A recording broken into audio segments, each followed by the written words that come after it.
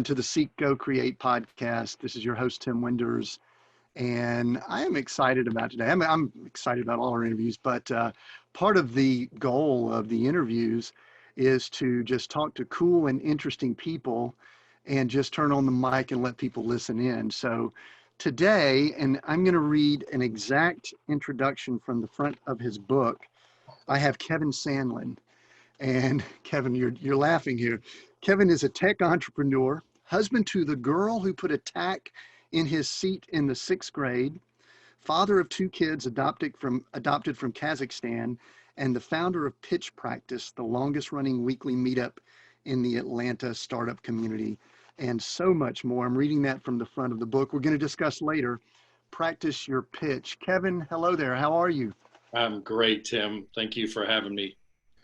I'm excited that you're here. Listen, I have to say that we possibly go way back. We maybe were acquaintances, maybe didn't know each other that well, but we may bring that up shortly. We may not. There's some things I don't think we want to kick those rocks over and go there, but Oh, come on. we may. What do you got to hide? I want to start off by saying this, though. Part of this podcast is talking to leaders and business owners and entrepreneurs and people in ministry and people just striving to create and build things. And Kevin fits every one of those categories. I mean, he is like Renaissance man or confused, one or the other, right, Kevin? Which one would?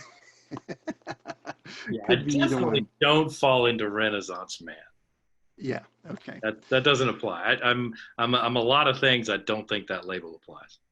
So about a year or so back, I was working with a client, and they were out of the Bay Area in San Francisco, and they were having to do some pitches, and the people they were working with said they weren't doing so well with it. And so I said, I think I recall that someone I'm connected with on Facebook wrote a book a while back. So I started doing some snooping around, and I found Practice Your Pitch, which Kevin wrote a little while back.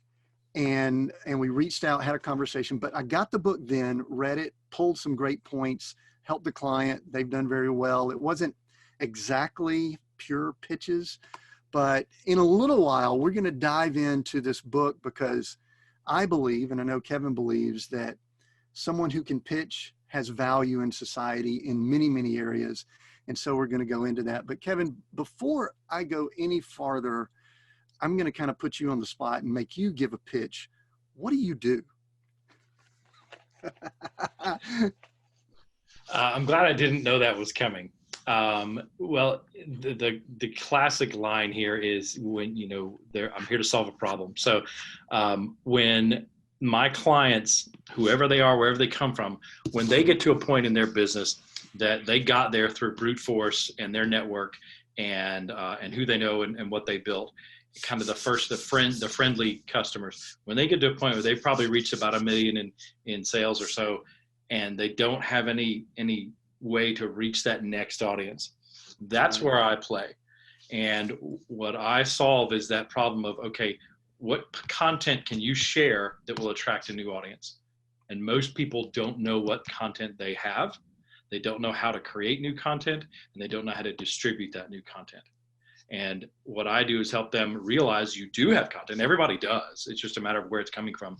And then I help them create a process that's repeatable so that it doesn't feel like pulling teeth every time they need to run a campaign, if you will.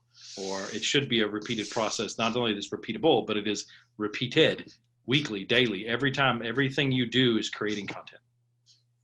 Okay, cool. Now, and one of the terms for that is, I know you do consulting and you work with clients, but I also saw the term fractional partner or fractional C-level. Tell us just a little bit about what that is, because that's intriguing to me. Sure. So and confusing. Yeah, it is. It's something that has to be explained, which is never good. So Tech CXO is the company I work for. And we are a group of very experienced, which is another way of saying old, very experienced executives who have had different types of experience. So it started off with CFO, chief financial officers only. And the two guys who started the company one of them had a job lined up, moved back to Atlanta when he was in his late 20s or maybe early 30s. And when the day he arrived back in Atlanta, moved to Atlanta, the job fell through for whatever reason. And so he said, all right, well, I got to have an income. So he went out and said, met some people. I don't know the exact details, but he said, let me be your CFO. You know, you don't need a full-time CFO. You need 10, 15 hours a week, and you need 5 hours a week, and you need 20 hours a week. And so what that became was this term fractional. So he was the CFO for 4 or 5 different companies, and that it grew. He brought in the other co-founder, and they've slowly grown it out. And it was only CFOs. And about, I believe it was 10 or 11 years ago, they said, let's add other letters to between C and O. And that has formed the CTO practice, the CMO practice, the COO practice, and it's just grown like that. We're almost at 100 partners now, and somewhere in the range of $30 million this year in revenue. And so what I do, for example, I'm the fractional CMO for 4 different companies at the moment, and that may mean for one of them it's literally half an hour a day. Huh. It's because it's doing the basic marketing that they don't have. They don't have somebody to do that. And the idea is that I created the process that's working. It's creating demand, it's creating leads, and it's pushing out content that they didn't know they had. So it's very easy for them to now go hire somebody and to do that role, to repeat what was created. And then the next step, I'll work myself out of that job, but then they'll say, okay, we got from 1 million to 3 million. What do we got to do to get from 3 to 5? 5 to 10, you understand the drill. So I spend 10 to 15 to 20 to 30 hours a week with any given client. Excellent. Depending on their needs. And does your head spin? Do you ever get confused as to who you're working with during that time? All the time. You're on a call with someone and go, wait, this is Joe from so-and-so. I don't want to call you out here. This is being recorded, but. No, it happens all the time. I haven't yet. I'm sure I will. I haven't yet stepped in it. I almost say something, and by default, Zoom is on mute when you join, which is a good thing. And so I always make sure before I speak, okay, that's all right. I know what team I'm on, and I've got the right document up, the right spreadsheet up, and the right notes up, and I can speak intelligently. But that's one of my struggles as a fractional consultant with multiple clients, is making sure I'm focused on any given one at any given time. Because the brain can't do 2 things at once, and the Kevin can't handle more than one client in one brain thought. It's not possible. But I think one thing, tell me if I'm right or wrong on this, because I notice this a little bit with what I do also. I do some consulting and coaching, is that it also brings value to the one client because of the work you're doing with multiple. What are your thoughts on that? No question. So great example, just a detailed example is with one client, we implemented HubSpot as their marketing cloud and CRM and CMS early this year, and walked through that whole implementation and got up running, got content creating, got marketing automation workflows created, got lead gen going. And then the next client says, what should we use as our CRM? So, well, we got lots of choices.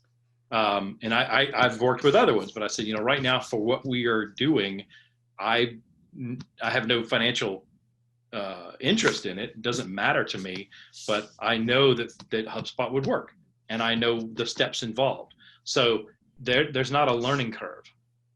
And that's the basis for Tech CXO is, are you going to hire a marketing manager that you have to bring up a notch? Or do you want to say, all right, can you guys come in for 6 months while we build our marketing team? We want you to run marketing, because we know we don't have to teach you anything. Right. So it's almost like a mini economies of scale there. It's like It is. It's a mini economies of experience. Okay. So, I could teach somebody to do anything that I do, or I could come in and do it. And it would take me 2 weeks to teach them one thing, or I can do that one thing in 45 minutes. Right. Right. Very cool. All right. I want to back up a little bit because I'm getting a little ahead, and we're going to really dive into the pitch practice here in just a moment. But back up, give a little bit of your background on how I don't even know if evolved, developed into what you've done. Because if one goes to your LinkedIn profile, if one reads some of your background, truthfully, one of the first questions that came to my mind is anyone said, just settle down and do one thing. And the reason I bring that up, Kevin, is because I've heard the same thing. Usually it's your mother or someone that says, Tim, why don't you just stay there for a little while? Just work in one spot for the next 30 years. I don't know if anyone's ever mentioned that to you, but it doesn't appear as if that's your background. Tell us some of the high points or low points or points of Kevin's background. There's high points, low points, and points in between. And so when I got out of, when I was in graduate school, I worked 5 different jobs, and to pay the bills, to pay for school, and to get through graduate school. And I remember that feeling when I got my first job after grad school. I was probably the lowest paid MBA in Georgia State history. But I got a job, and I remember thinking, I only have to think about one thing. That is, I was so refreshing. And so I went to that job, and it was a great job. It was a startup, and I ended up being called upon to sit next to the CEO while we took the company public. And it was just a phenomenal experience. I'm still friends with that CEO. In fact, he and I are having lunch later this week. We're still friends with him, and we've been through a lot together. And he now works also at TechCXO. Crazy turn of events. So from there, I went to another startup, privately funded, and was acquired. And through those 2 experiences with an IPO and an acquisition, a lot of money changed hands. None of it was mine. And so I remember the first one, I did a lot of work, about 11 months, nonstop, 60, 70, 80 hours a week, trying to get ready for this IPO. And about 2 weeks after the IPO, everything had settled, and the CEO called me into his office, and he said, I want to thank you for all your contributions. And he handed me an envelope, and I knew there was a check in it. And, it's one of those things you don't open it in front of him. And I got home and opened it, and it was, after the company had raised millions upon millions of dollars, and lots of people had gotten rich. I opened the check, and it was for $250. And I said, which is awesome. Thank you. Fantastic. Yes. Thank you very much. We'll have a great dinner. And then I realized, and then I went through the second one, the acquisition, and nothing came out of it. It's like, wait a minute. Okay, so you have to have ownership to make real wealth. And so that came quickly. And that's when I started my own business, my first business. And what happens to me generally is when I get going, even in the business that I was running, I hit a point where and this happens to all startups, all businesses, the job of a startup is to find a repeatable business model. When you find that repeatable business model, it's no longer in constant flux and constant change. It's no longer, to me anyway, it was no longer exciting. And so we found ourselves running a successful business, about $1.5 million, very profitable, had nice employees. I was bored. So what else? And I would, instead of finding exciting ways to grow that, I would poke at it and say, what can we break and get better at? And that was, I think my intentions were good, but I didn't know how to go about it. And so I found myself during that time, in the mid early 2000s, 2004 or 5, we said, let's figure out different businesses that are kind of like this and or related to it. Let's create them. So we launched 3 different businesses. And that was right around 2005, 2006 that we launched them. You know what happened next? 2007, 2008 happened. They all went away. I mean, completely went away. And so, but it became what I do. I don't like to do just one thing. If you said I had to go to this office from 8 a.m. to 6 p.m. every day, or 8 a.m. to 5 p.m., whatever, and you're going to pay me a lot of money and the benefits are great, but I have to do the same thing every day, just pull my fingers out one by one. I don't want any part of it. I need constant change, and I thrive on change, and I enjoy change because change brings out unknown opportunities, and change is a chance in itself to step out and make new things happen. So yeah, my wife did say, have you ever thought about just getting a job? Well, I was going to ask you here, one of your first things on your profile is sales rep at the AJC, the Atlanta Journal. What if you just stuck with that? What would life have been like for Kevin? No, That's no, a great, no, no, the newspaper, no. the newspaper industry is a great industry. Come on, you could have just stuck with that. You could have been maybe a manager over salespeople by now. See, the thing is, what that doesn't say is that that was door to door from 4 p.m. to 9 p.m. Mm. So good job to have during school. It was all students. A couple of folks that were, the managers who drove around the panel vans that we rode in, they Yeah. made good money. We were, if we made $300 or $400 in a week, we were ecstatic, because for a part-time job, it's really not bad. And that was one of my 5 jobs during graduate school. Sure. All right. So a couple quick things that I want to ask about what you just talked about. Sure. I think you might have glazed over this quickly, but my guess is with 3 businesses started in the mid 2000s, heading into 2007 and 8, I've shared my story with people that might have listened that we had real estate companies, and I don't have to tell you the rest of that story. Yeah. My guess is there may have been some financial challenges during that time. Would that be correct? Of our own making. Had we not borrowed $250,000 for the purpose of growing the business, we did that in 2000 and early 2008, if you can believe that, because we just brought on a huge new client. It was a Motorola was the client, and we were doing all of their Wi-Fi training. Incredibly profitable, but we had to have that capital to grow it. So we went out and borrowed it. And had we not done that, no, we wouldn't have grown as fast. But when that client literally went away, I mean, overnight, in January of 2009, Motorola announced that they were splitting the company. One side of the company eventually got purchased by Google, and it's gone. It was $14 billion, and there's nothing left of it. Google just soaked up all their patents, and everybody has since left the company. The other one makes durable radio things for firemen and policemen. Had we not borrowed that money when that contract went away in the first week in January, yeah, it would have been tough because our business did shrink, but it wouldn't have caused the personal conflicts that it did, because there were 4 principals of that company. We all personally signed for that loan.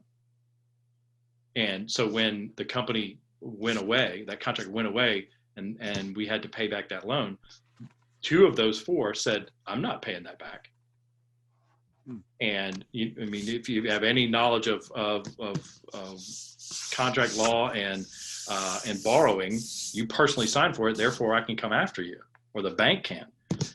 And so one of those 2 I've never spoken with since. And the other one we speak, but we really shouldn't be allowed in the same room. I mean, it's a terrible relationship, but I could face him today and say hello. The other one, we literally haven't spoken since 2009, 10 years.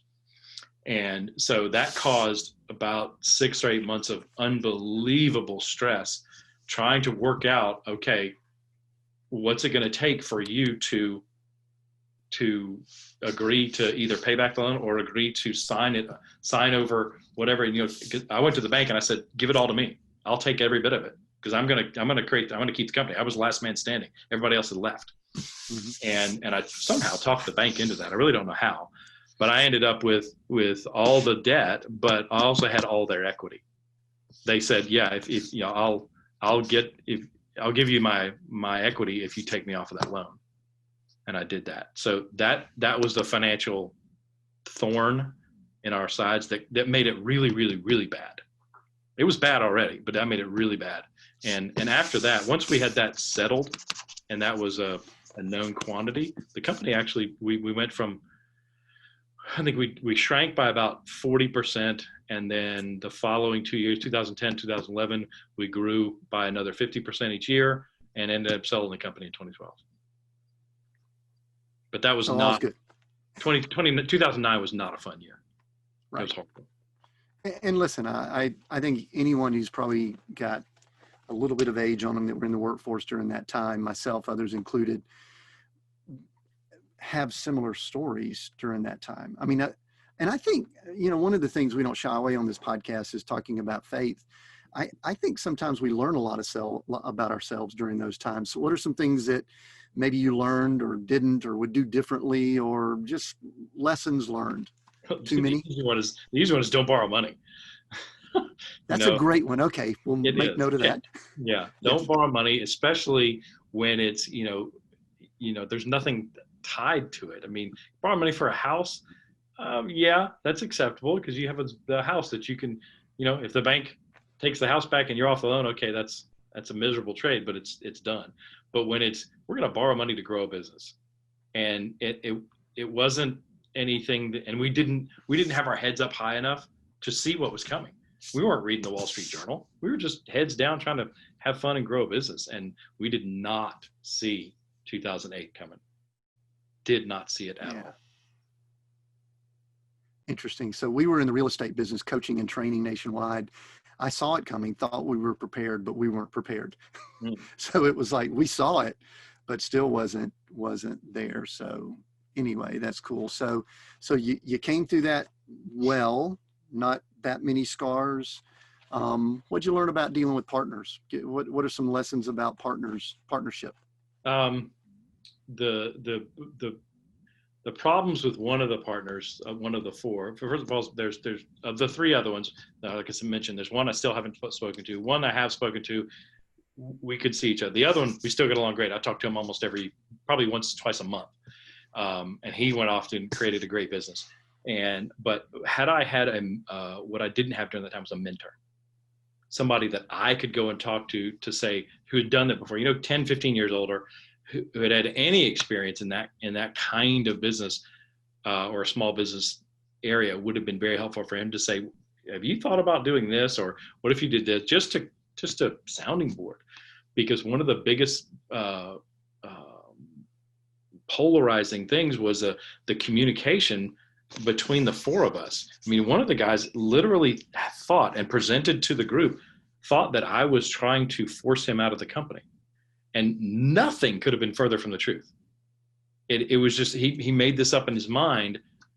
I don't know how or where it came from. And I just sat there and was just floored. But the other two guys said, that's not happening. Where are you getting this? And he just was relentless in his pursuit of that. And after that, it went downhill. So that we ended up, we had to hire somebody to do nothing but stand between the two of us. I mean, what a waste of money. Can you manage our relationship? Because we can't. We'll kill each other.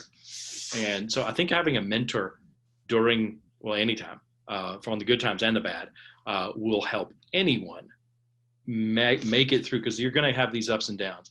And what you do when you're up is just as important as what you do when you're down. And having a mentor to talk through all of that is invaluable. You can't put a price on that. Yeah, I've heard it said you really learn a lot about yourself and others if you're in partnership or whatever, when there's an abundance of resources, a lot of money, or all of a sudden things get really tight. It sounds like your situation was a great example of that. It was actually both, because we had the biggest, our 2008 was our biggest year ever. And in 2009, we shrunk by almost 50%. Wow. Yeah. All right. Very cool. All right. I want to back up because I'm going to be upset if I don't at least bring this up. Oh, there's a little town to the east of Atlanta that both you and I have ties to, that I guess, is that where the tack was placed on the seat that you met? Okay.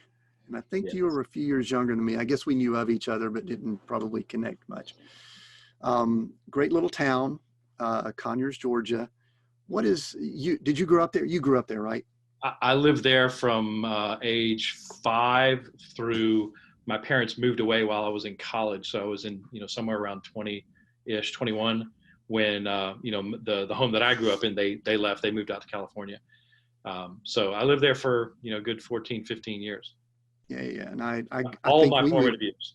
We moved there when I was 5, and my parents actually still live there. Wow. So still have family there, still have ties, and some other things there in Conyers, Georgia. What was, it was a interesting story. I just found out the house I grew up in, there was recently a murder in Conyers, Georgia, and it happened in the house that I grew up in on the cul-de-sac down White Oak Court and Pine Forest there. So the area's changed quite a bit. I don't want to get into that necessarily, but What was the best thing about growing up there, and what was maybe a challenge about growing up there, and then we'll move along.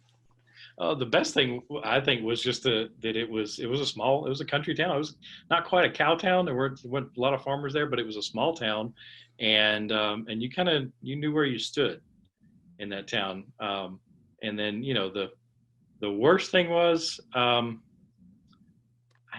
I don't know. My childhood was great. I had so much fun. I did so much stupid stuff, and I had so much fun. And I still keep in touch with quite a few friends. We're not as close as I am with my college friends, but I still keep in touch with them, and we can look back very easily on a lot of very very stupid but fun things that we did in Conyers, Georgia. We had a great soccer program there, didn't we? I played soccer. That's where I started playing soccer at age 7, and I played all 4 years at Heritage.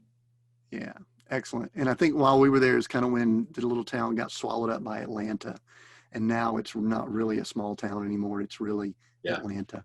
Part of the suburbs, yeah. Yeah, and that was kind of the sad part. I want a couple personal things. I've got 3 things here that I wanted to ask you about. Number one, I love the story, or I've heard parts of it, I believe, about the adoption of your children. Yeah. So tell a little bit about that. Just maybe give us a little what happened. I think that's a beautiful story, and I love what I know about it. So tell more about that. Okay. So, my wife and I got married in 93 and looked forward to having kids. And, about 10 or so years went by, we realized that there weren't any kids. And so we went to a fertility specialist, and they said, there's some issues. And we ended up going down through the what do you call it? I can't remember the name of my mind's slipping here as we get old. Sorry. All the calls we had. Right out. Yeah, the agency. No, this is the actual treatment for fertility.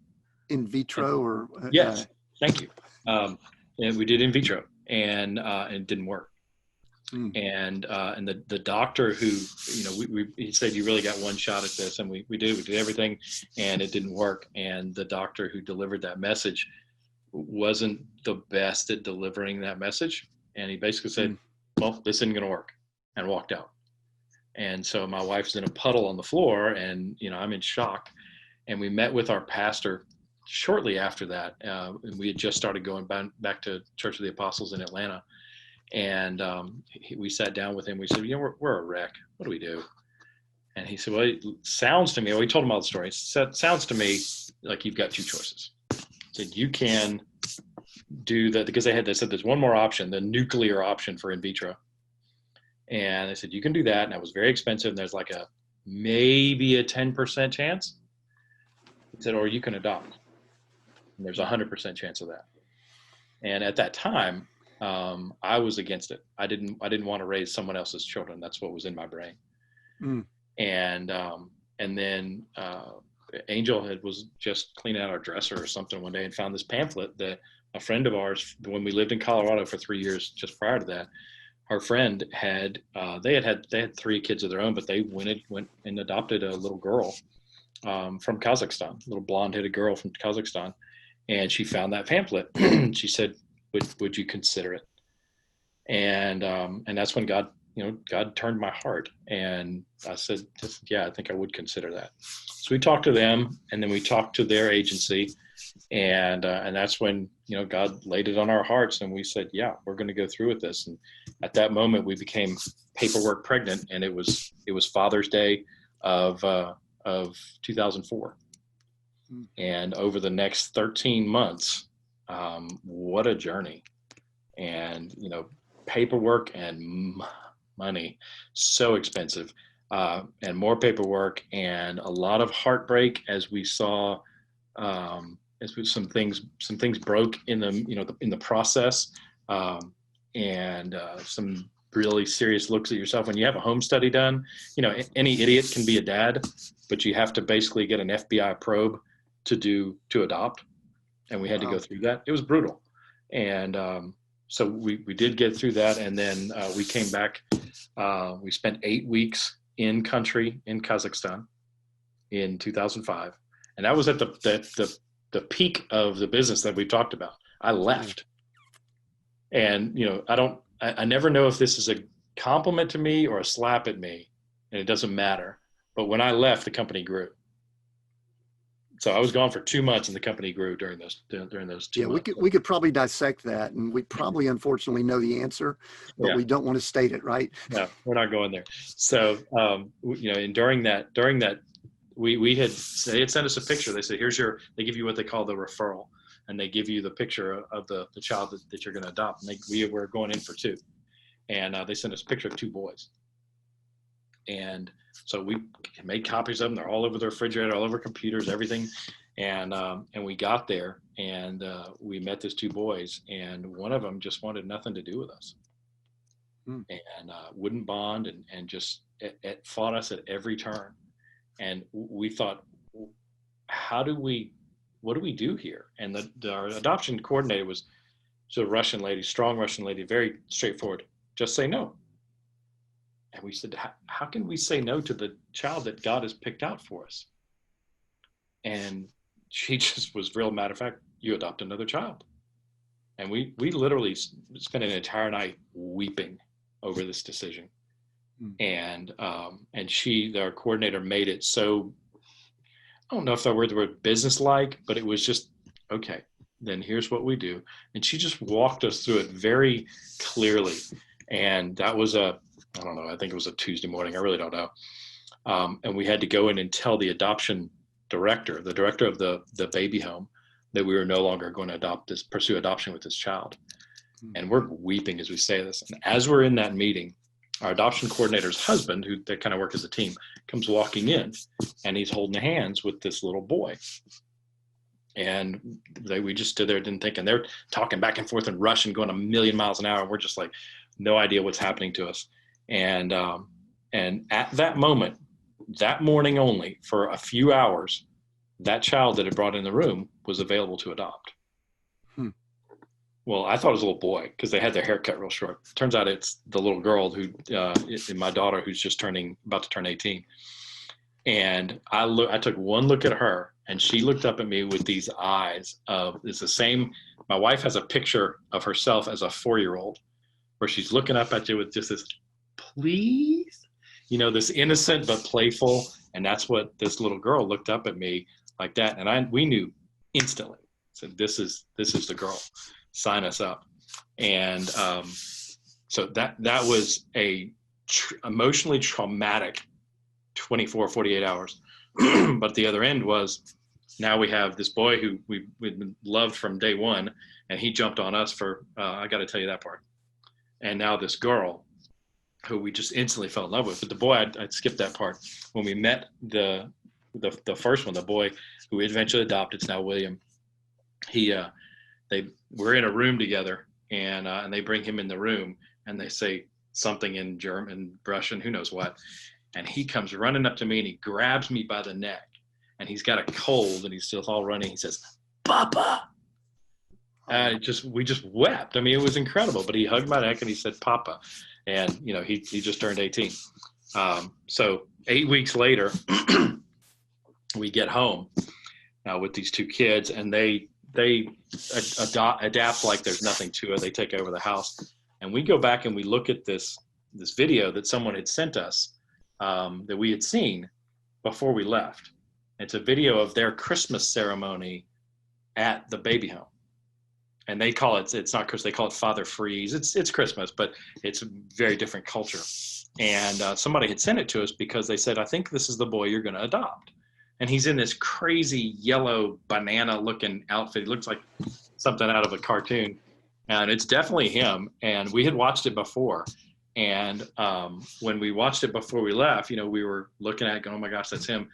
And that was when we had the picture of the 2 boys on our fridge and everywhere.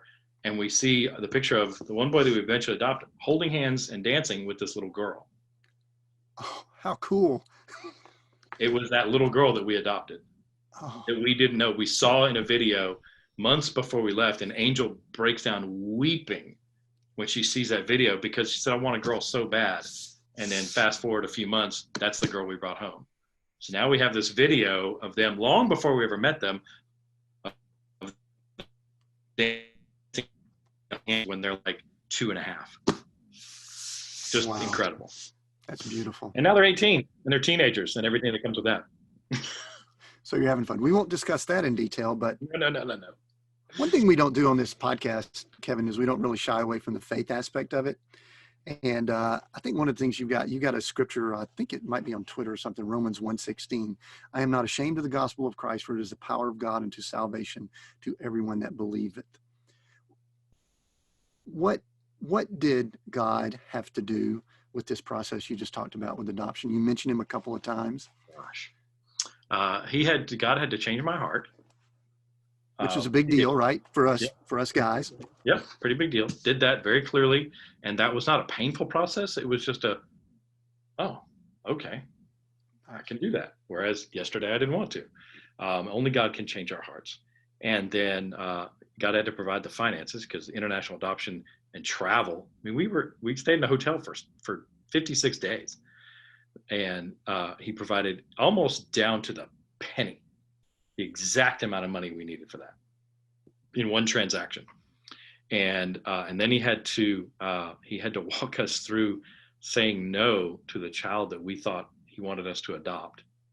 And then in that very moment when she was available, because Lena now, she wasn't available until that morning. That was when a time frame from somebody else had run out. And that morning she was available. And only that morning. So you were at the right place at the right time. Divine connection. Divine. And there was this instant bond. And part of the reason, I think, in my immaturity saying I don't want to raise someone else's kids, was that I don't know them. They're not mine. Oh my gosh. Nothing could be further from the truth. And when God adopts us as his children, we are his. And he made us, he knit us in our mother's womb. He made us, he knows everything about us. And you think, how can that be possible from human to human?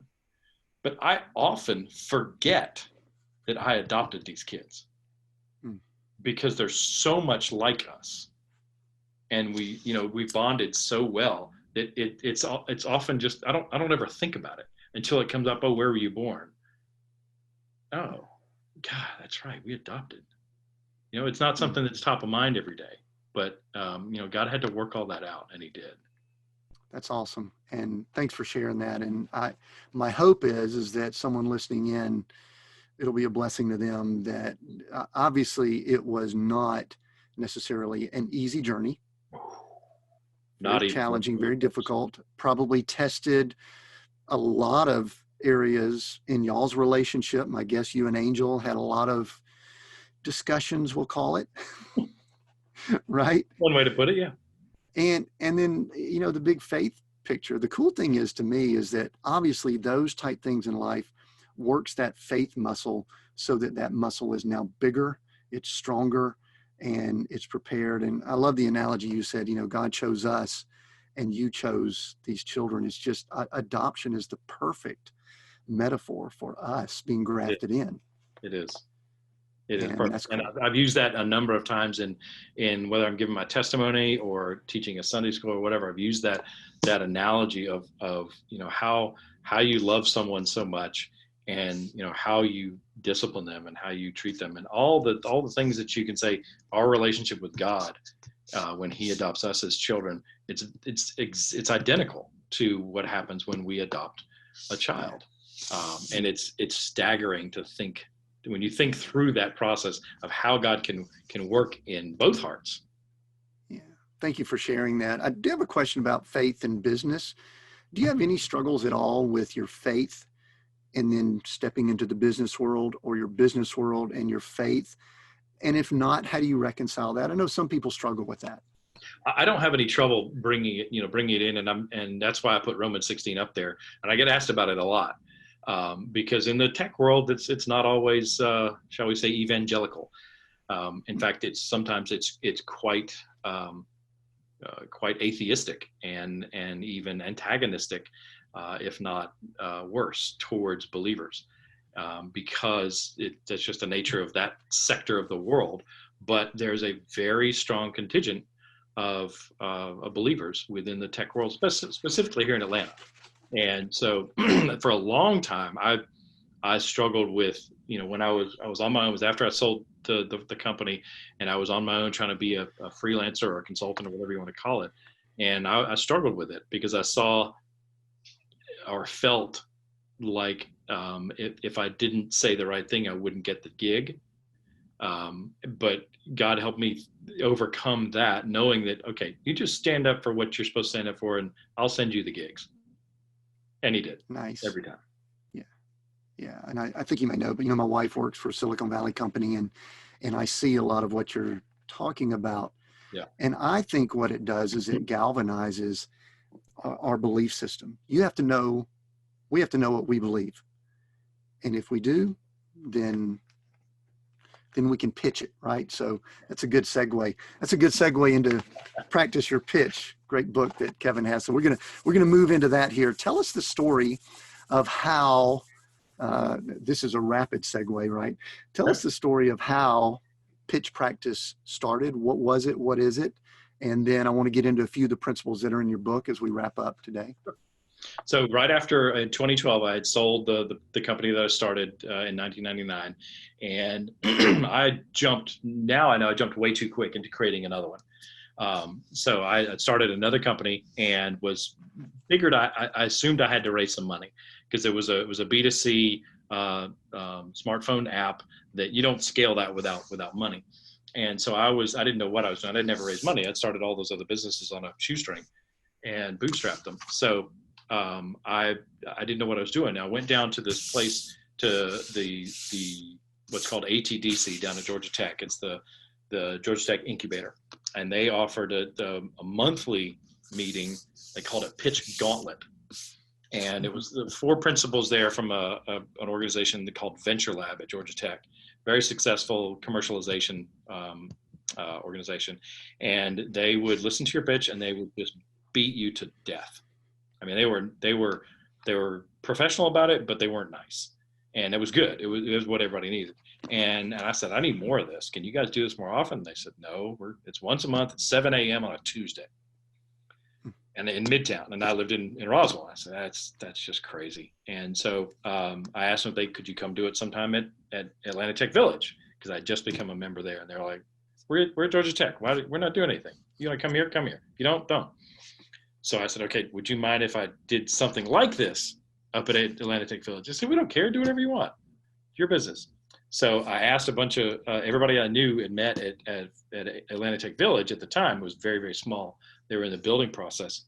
I said, would you guys meet? And I want to give my pitch, and I want you guys to critique it. And so they did. And then next week, more people showed up. And next week, more people showed up. And and then the week after that, they said, this is a meetup now, you need to name it and go for it. So it was baseball season, and I had said startup BP, startup batting practice, and that lasted about 2 weeks, and they were like, that's a terrible name. So we called it pitch practice, and that was in June of 2013. Wow. So how many later? How many pitches have you seen now? Roughly 3,500. Wow. Good, bad, ugly? Yes, all the above. There's been several very successful businesses that were pitched and launched in that room on a Friday afternoon at Atlanta Tech Village. And there's been a lot of people who tried to pitch and went on to do other things. I think it fits about the averages that most startups fail. But given if you have 2 entrepreneurs and one of them can articulate their idea really well and the other one can't, the one who can articulate it's going to win every time. So is it possible that you may have seen as many pitches, if not more, than anyone else out there? Is that possible? No, it's not possible. No, but it's up there. You're up there. Come on, you've seen a lot.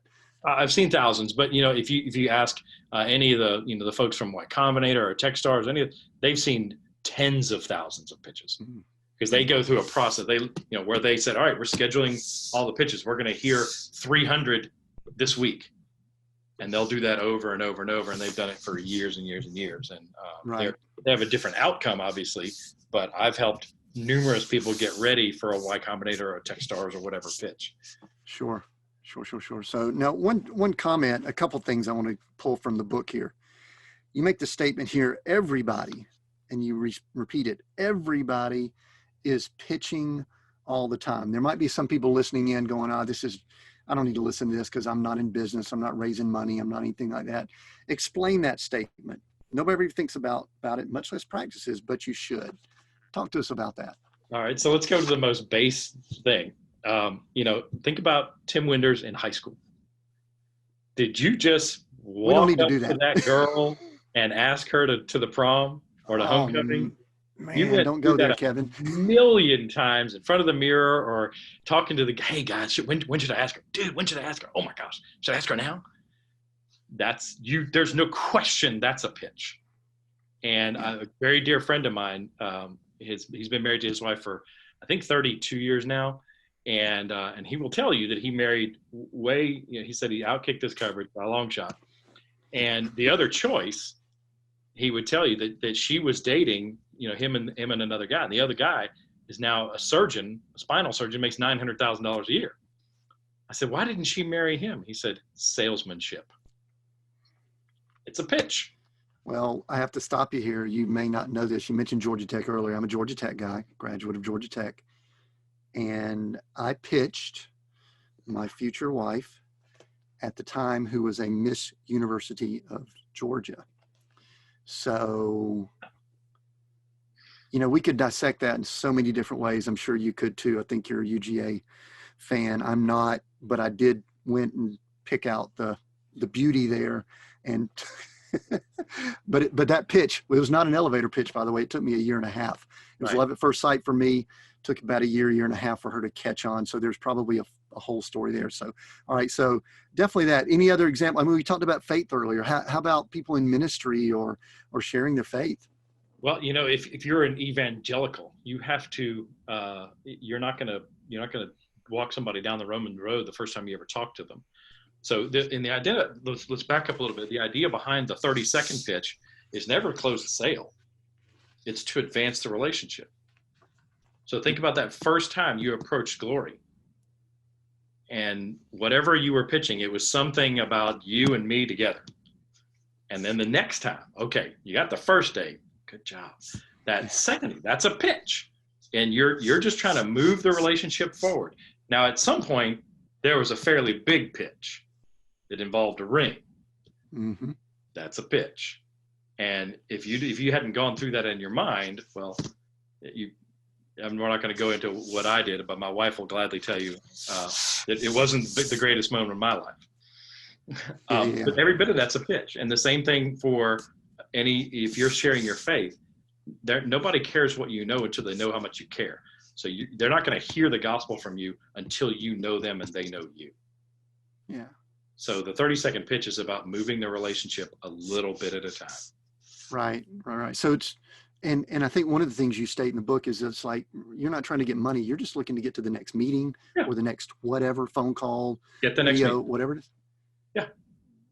So you're not closing the deal there. How many people did you see in the 3,000 or so that they, I almost use the term jump the shark, which I don't think is a good analogy, but they went too fast. I don't have a number, but it's a lot. They forget that they're just trying to move the ball for you. The football analogy works. You're not designing a play to score a touchdown from the 23-yard line. You're designing a play to be one of 3 plays to get you 10 yards. And so they forget that they're just trying to move the relationship, and they go into selling and telling how it works. And and I'll stop them and say, how long have you been talking? They said, I don't know, 38 seconds. How about 3 minutes? Yeah. Shut up. Sure. You're done. You've lost everybody in the room because you wouldn't be quiet. Right. So how critical, let me give a background to this. We were watching a master class just last night from Sarah Blakely. I hope I got her name right, who started Spanx. Yeah. And she tells the story, a lot of people heard it, of her going to Neiman Marcus and pitching, 10-minute pitch, what this new invention she had. She invented Spanx, and the thing that I noticed when I was watching this last night was just the conviction and belief and attitude in her product. Now she's telling this story, 20 years later, but I perceived that she believed in it then. How critical is attitude, belief? You know, some people say, I'm just going to fake it and, you know, bull my way through it, but talk about attitude.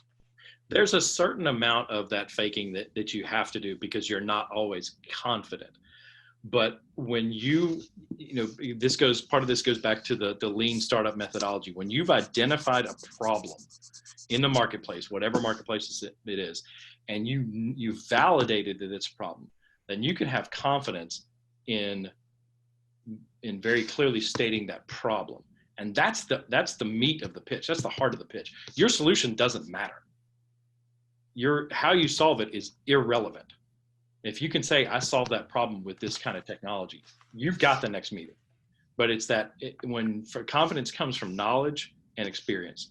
And if you've lived, you know, you spent however many years in the real estate market, and you are very confident in walking into, you know, somebody's office and talking about a specific piece of the real estate industry. You know it cold because you've been there through way down in the depths of financial crisis, and you've had success at it. You know it because you have confidence. So you're confident in doing that. So it's not that you can fake confidence. You can fake enthusiasm. But if you're not confident because you know the problem, you're probably not ready. Yeah, I've noticed it sometimes I've noticed people, it sounds as if they're trying to convince themselves. Right. And there's a fine line, I think, between trying to convince yourselves and trying to influence or convince others. Yeah. And maybe that's kind of what you just hit on there. Yeah. And the key to that really is the identifying and articulating the problem. And, you know, you can look all around. There's all kind of different ways of saying it, but the one of the principles of 500 startups, which is another tech accelerator, is one of his more famous quotes is nobody cares about your solutions. They care about their problems.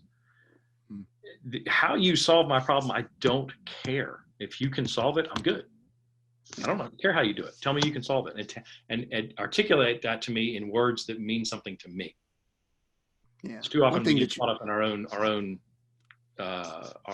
vocabulary, and we should be using the vocabulary of the customer. Yeah. I notice you kind of lay out some steps here for, you know, your name, your organization, problem you're solving, solution, customer, and ask, but you really hammer the problem you're solving. It seems as if that's foundation, correct? Absolutely. If you can't articulate that, you're going nowhere. Right. You will not get past go, because if you're trying to create a business that doesn't alleviate someone's pain, no matter how trivial it's perceived to be, if you can't alleviate someone's pain, you have no value. And when you can solve a pain problem, you instantly have value. Maybe with one person, maybe with 1 billion people. But if you have to be able to identify the problem, validate the problem, and then articulate the problem. The solution, again, that's secondary. Excellent. So big learning points from running pitch practice. It may be that. Anything else as we kind of finish up here? Consistency is key. There was times when I didn't want to do pitch practice, and I did it anyway. And I always came away from that particular time going, oh, I really don't want to do this. It's Friday afternoon. Come on. And I always came away from that particular meeting just overwhelmed with fulfillment and knowing that, okay, this is where I'm supposed to be. It's what I'm supposed to be doing.